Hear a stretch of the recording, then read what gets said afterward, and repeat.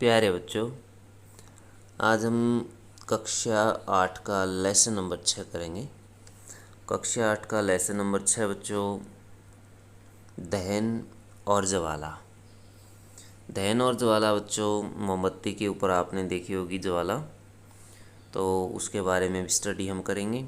तो डीपली हम स्टडी करने वाले हैं। तो देखिए बच्चों, हम घर पर, उद्योगों में और वाहनों को चलाने के लिए विभिन्न प्रकार के ईंधनों का उपयोग विविध प्रयोजनों के लिए करते हैं। क्या आप अपने घरों में प्रयुक्त होने वाले कुछ ईंधनों के नाम बता सकते हैं? व्यापार और उद्योगों में उपयोग होने वाले कुछ ईंधनों के नाम बताइए। मोटर गाड़ियां चलाने में कौन से ईंधन काम में आते हैं? आपकी सूची में सम्मिलित ईंधन होंगे गोबर, लकड़ी, कोयला, कास्ट कोयला, पेट्रोल, डीजल, संपीड़ित प्राकृतिक गैस अथवा सीएनजी। आप मोमबत्ती के जलने से परिचित हैं। मोमबत्ती के जलने और कोयले जैसे ईंधन के जलने में क्या अंतर है? शायद आपका अनुमान सही था। मोमबत्ती ज्वाला के साथ जलती, जबकि कोयला ज्वाला के साथ नहीं जलता। इसी प्रकार आप अनेक अन्य ऐसे पदार्थ पाएंगे जो बिना ज्वाला के जलते हैं। आइए जलने के रासायनिक प्रक्रम और इस प्रक्रम से उत्पन्न ज्वाला के प्रारूपों का अध्ययन करें। दहन क्या है बच्चों? कक्षा 7 में मैग्नीशियम दहन के क्रियाकलाप को स्मरण करिए। हमने देखा था कि मैग्नीशियम जलकर मैग्नीशियम ऑक्साइड बनाता है और ऊष्मा और प्रकाश उत्पन्न करता है। इसी प्रकार का क्रियाकलाप हम एक कास्ट कोयले के टुकड़े को लेकर कर सकते हैं। कास्ट कोयले के टुकड़े को संडासी से पकड़िए, एक चिमटे से पकड़िए और एक मोमबत्ती अथवा बुनसेन बर्नर की ज्वाला के निकट ले जाइए। आप क्या देखते हैं? हम पाते हैं कि कास्ट कोयला वायु में जलता है। हम जानते हैं कि कास्ट कोयला वायु में जलकर कार्बन डाइऑक्साइड ऊष्मा और प्रकाश देता है। ये देखिए बच्चों, मैग्नीशियम का दहन हमने पिछली कक्षा में स्टडी किया था। इसमें चित्र में आप देख सकते हैं। रासायनिक प्रक्रम जिसमें पदार्थ ऑक्सीजन से अभिक्रिया कर ऊष्मा देता है, दहन कहलाता है। जिस पदार्थ का दहन होता है वह दाह्य कहलाता है। इसे ईंधन भी कहते हैं। ईंधन ठोस, द्रव और गैस हो सकता है। कभी कभी दहन के समय ज्वाला के रूप में अथवा एक लौ के रूप में प्रकाश भी उत्पन्न होता है। ऊपर दी गई अभिक्रिया में मैग्नीशियम और कास्ट कोयला दाह्य पदार्थ है। क्रियाकलाप करेंगे बच्चों। एक क्रियाकलाप 6.1, स्ट्रा, माचिस की तिलियां, मिट्टी का तेल, कागज, लोहे की कीलें, पत्थर के टुकड़े, सीसा आदि कुछ पदार्थ इकट्ठे करिए। अपने शिक्षक की देखरेख में इन पदार्थों को एक एक करके जलाइए और यदि पदार्थ जलता है तो इसे दाह्य पदार्थ कहेंगे, नहीं जलता तो इसको अदाह्य पदार्थ कहा जाएगा। और इसको सारणी में आप नोट कर सकते हैं। जैसे लकड़ी दाह्य पदार्थ है, कागज़ दाह्य पदार्थ है, लोहे की कीलें अदाह्य पदार्थ है, मिट्टी का तेल ये भी दाह्य पदार्थ है, पत्थर का टुकड़ा अदाह्य पदार्थ है, स्ट्रा दाह्य पदार्थ है, कास्ट कोयला दाह्य पदार्थ है, माचिस की तिलियां दाह्य पदार्थ है और कांच अदाह्य पदार्थ है।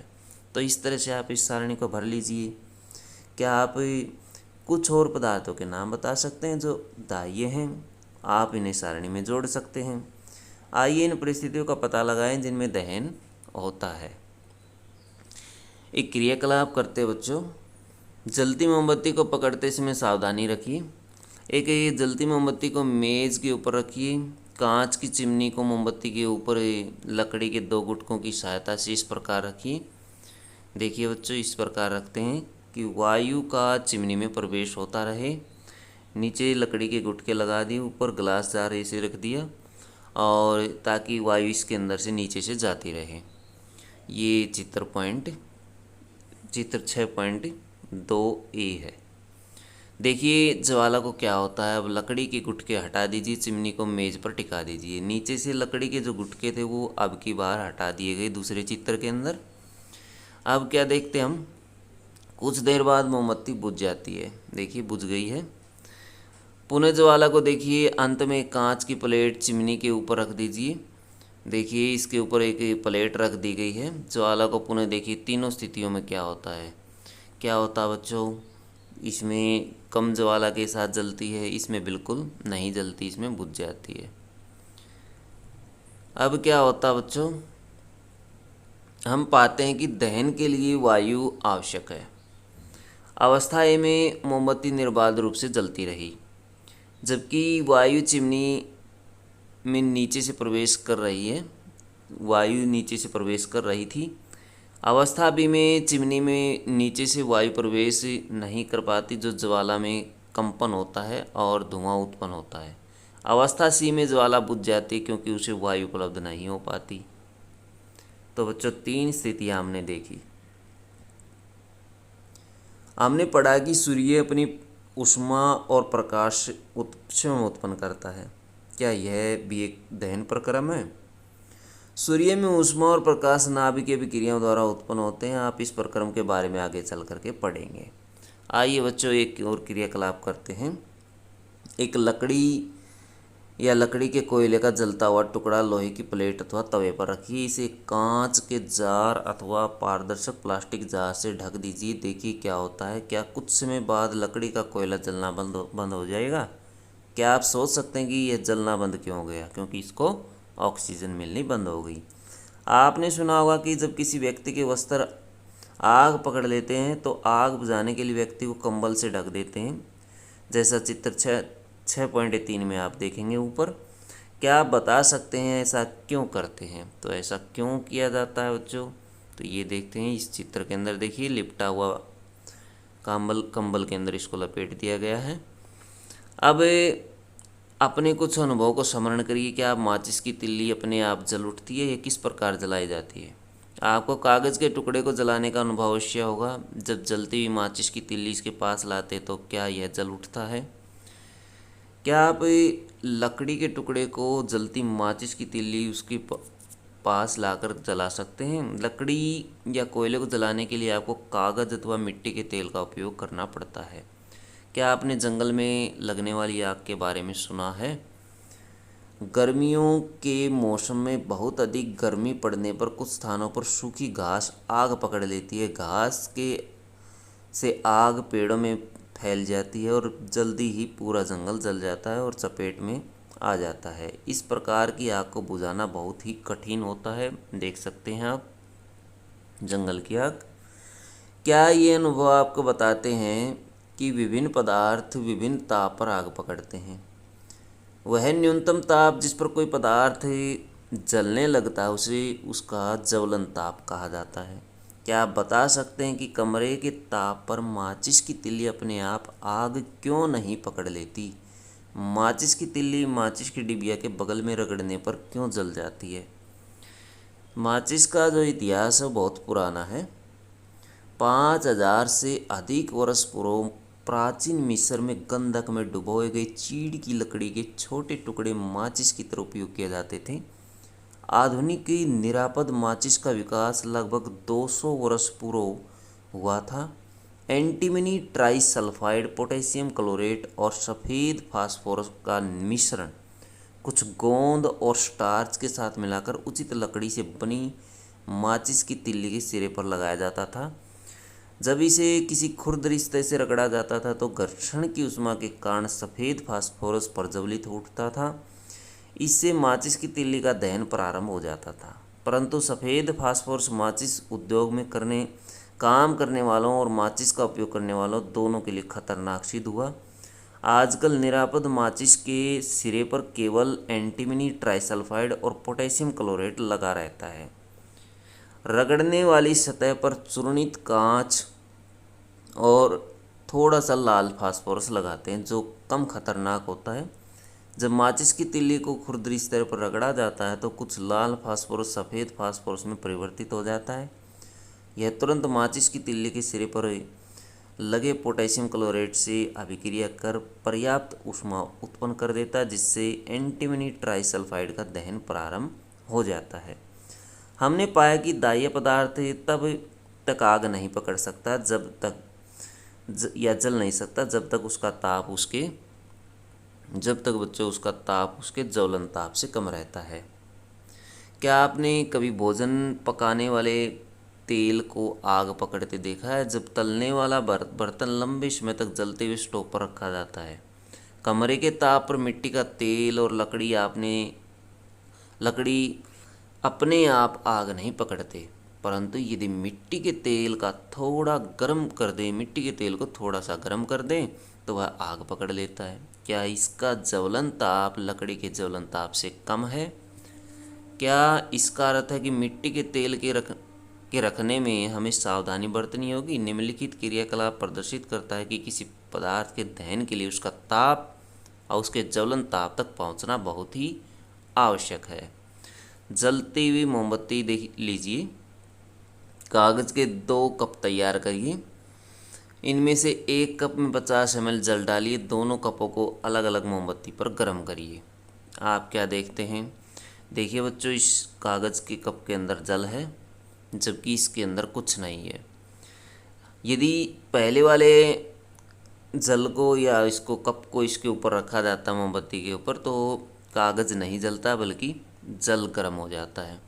जबकि दूसरे वाले के अंदर क्या है, कागज़ आग पकड़ लेता है और कागज़ जल जाता है।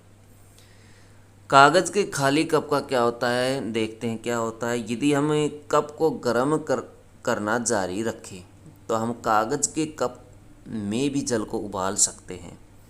क्या आप इस परिघटना का कोई स्पष्टीकरण सोच सकते हैं? कागज़ के कप को दी जाने वाली ऊष्मा चालन द्वारा जल में चली जाती है, अतः जल की उपस्थिति में ताप कागज़ के ज्वलन ताप तक नहीं पहुंच पाता, इसलिए वह जलता नहीं। जिन पदार्थों का ज्वलन ताप बहुत कम होता है और जो ज्वाला के साथ सरलतापूर्वक आग पकड़ लेते हैं, ज्वलनशील पदार्थ कहलाते हैं। उनको क्या कहा जाता है बच्चों? ज्वलनशील पदार्थ कहा जाता है। ज्वलनशील पदार्थों के उदाहरण जैसे पेट्रोल, अल्कोहल, द्रवित पेट्रोलियम गैस अथवा एलपीजी आदि हैं। क्या आप कुछ और ज्वलनशील पदार्थों की सूची बना सकते हैं? हम आग पर नियंत्रण कैसे पाते हैं? आपने घरों, दुकानों, कारखानों में आग लगते अवश्य सुना होगा। यदि आपने इस प्रकार की कोई दुर्घटना देखी है तो उसका संक्षिप्त विवरण अपनी नोटबुक में लिखिए। यह अनुभव अपनी कक्षा के साथियों के साथ भी बांटिए। तो बच्चों, अपने क्षेत्र की अग्नि सेवा के टेलीफोन नंबर का पता लगाइए। यदि आपके और आपके पड़ोसी के घर में आग लग जाए तो सबसे पहले अग्निशमन सेवा को सूचित करिए। अग्निशमन सेवा यानी आग बुझाने वाली गाड़ी आती है बच्चों। यह ज़रूरी है कि हम सबको अग्निशमन सेवा के टेलीफोन नंबरों की जानकारी होनी चाहिए। तो बच्चों, ये देखिए आग बुझाते हुए कर्मचारी, तो ये गाड़ी है जो आग बुझा रही है। फायरमैन दबाव के साथ जल फेंक कर आग को बुझाता हुआ। क्या आपने शहर नगर में फायर ब्रिगेड स्टेशन देखा है? जब फायर ब्रिगेड आती है तो वह क्या करती है? वह आग पर जल डालती है। जब जल ज्वलनशील पदार्थों को ठंडा करता है, जिससे उसका ताप उसके ज्वलन ताप से कम हो जाता है। ऐसा करने से आग का फैलना रुक जाता है। जलवाष्प ज्वलनशील पदार्थों को घेर लेता है, जिससे वायु की आपूर्ति बंद हो जाती है और आग बुझ जाती है। आपने पढ़ा है कि आग उत्पन्न करने के लिए 3 आवश्यकताएं होती हैं। क्या आप इन आवश्यकताओं की सूची बना सकते हैं? ये आवश्यकताएं ईंधन, वायु, ऑक्सीजन आपूर्ति अथवा ऊष्मा। ईंधन का ताप उसके ज्वलन ताप से कम अधिक करने हेतु इनमें से एक या अधिक आवश्यकताओं को हटाकर आग को नियंत्रित किया जा सकता है। आग बुझाने का कार्य वायु का प्रवाह काटना या ईंधन का ताप कम करना या दोनों हो सकते हैं। ध्यान दीजिए कि अधिकांश स्थितियों में ईंधन को हटाया नहीं जा सकता। उदाहरण के लिए, यदि किसी भवन में आग लग जाती है तो संपूर्ण भवन ईंधन होता है, तो इसलिए ईंधन को नहीं हटाया जा सकता। जल सबसे अधिक प्रचलित अग्निशामक है, परंतु जल तभी कार्य कर पाता है जब लकड़ी और कागज़ जैसी वस्तु में आग लगी हो। यदि विद्युत उपकरणों में आग लग जाती है तो जल का चालन कर सकता है और आग बुझाने वाले को हानि पहुंचा सकता है। तेल और पेट्रोल में आग लग जाए, आग बुझाने वाले हेतु भी जल का उपयोग उचित नहीं है। क्या आपको याद है कि जल तेल से भारी होता है, अतः यह तेल के नीचे चला जाता है और ये तेल ऊपर जलता रहता है। विद्युत उपकरण और पेट्रोल जैसे ज्वलनशील पदार्थों में लगी आग के लिए कार्बन डाइऑक्साइड सबसे अच्छा अग्निशामक है। ऑक्सीजन से भारी होने के कारण CO2 आग को एक कंबल की तरह लपेट लेती है। इससे ईंधन और ऑक्सीजन के बीच संपर्क टूट जाता है अतः आग पर नियंत्रण हो जाता है। CO2 का अतिरिक्त लाभ यह है कि सामान्यतः यह विद्युत उपकरणों का कोई को हानि नहीं पहुंचाता है।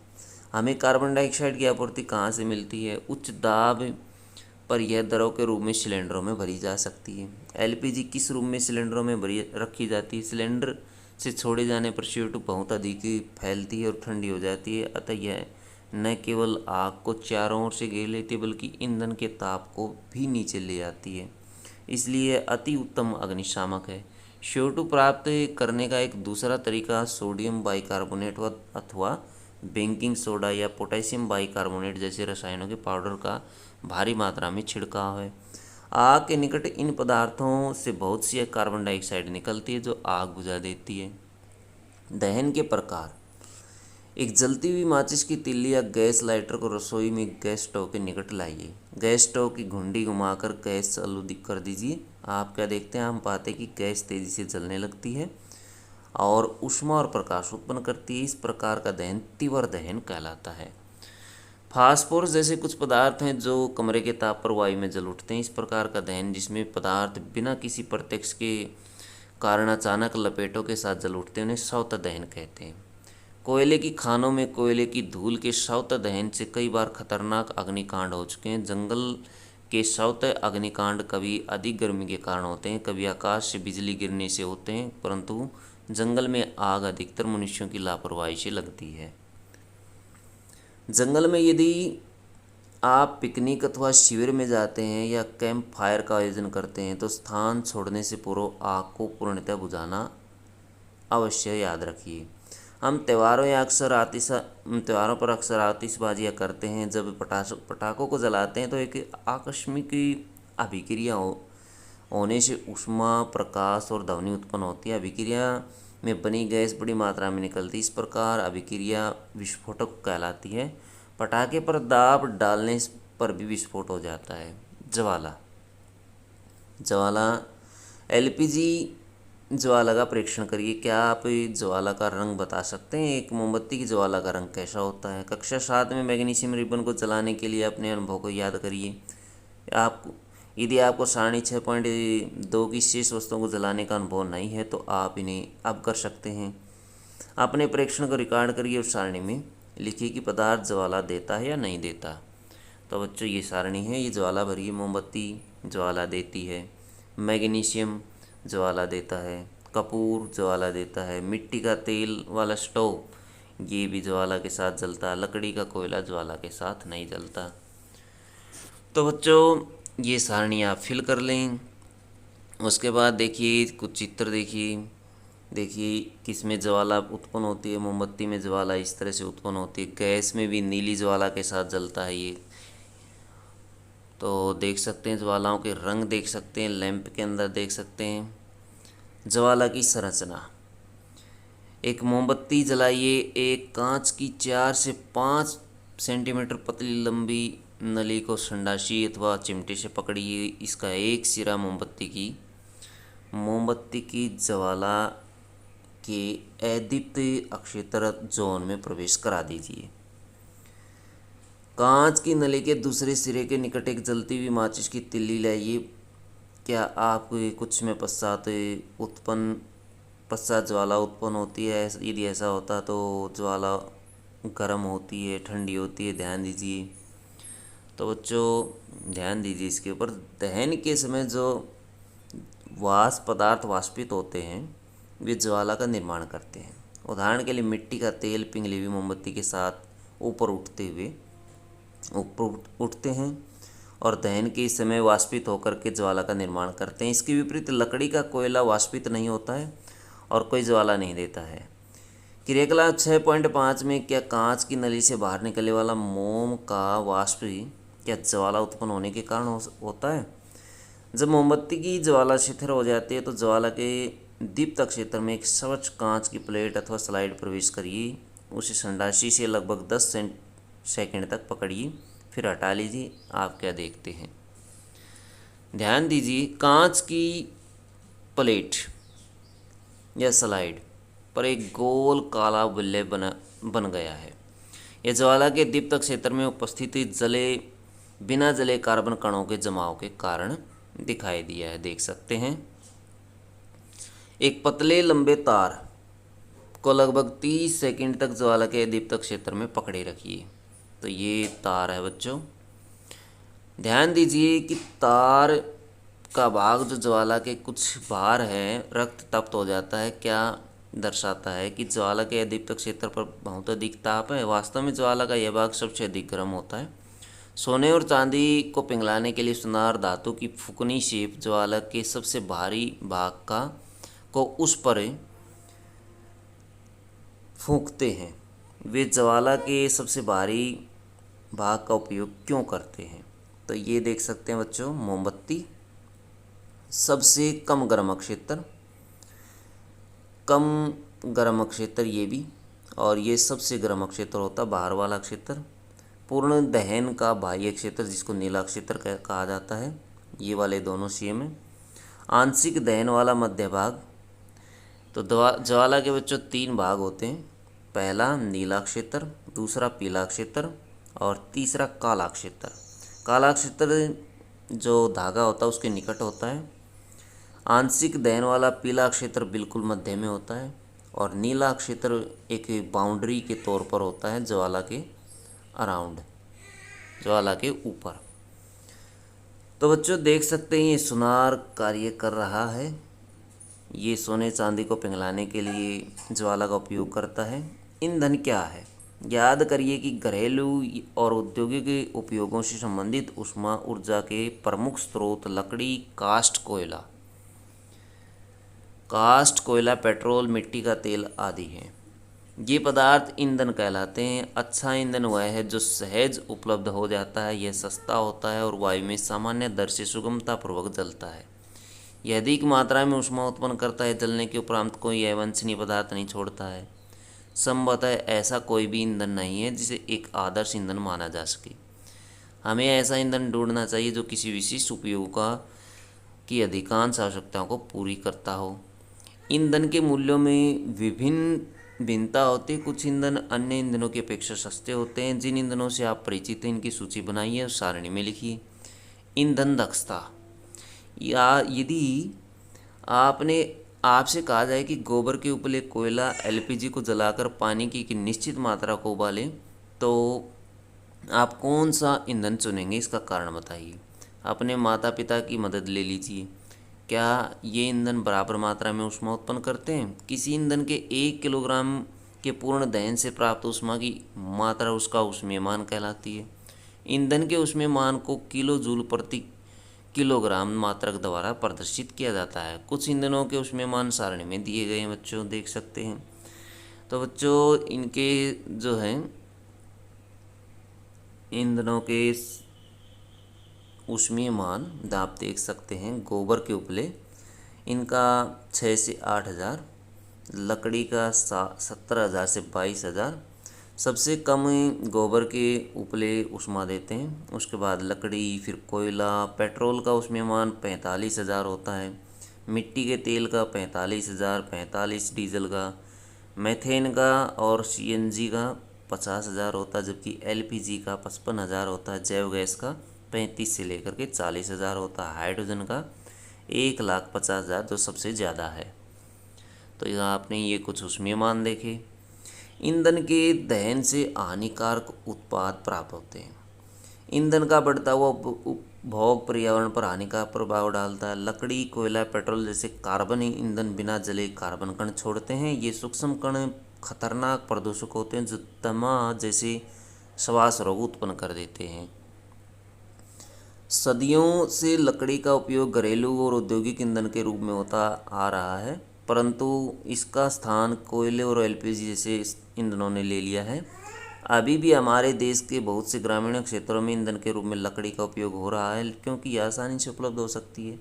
परंतु लकड़ी को जलाने से बड़ी मात्रा में धुआं उत्पन्न होता है जो मनुष्यों के लिए हानिकारक है और श्वास कष्ट उत्पन्न करता है। साथ ही वृक्ष हमें बहुत सी उपयोगी वस्तुएं उपलब्ध कराते हैं जो ईंधन के रूप में लकड़ी का उपयोग करने पर हमें प्राप्त नहीं हो पाती। इसके अतिरिक्त वृक्षों की कटाई वनोन्मूलन का कारण बनती है जो पर्यावरण के लिए हानिप्रद है, जैसा कि आपने कक्षा 7 में पढ़ा है।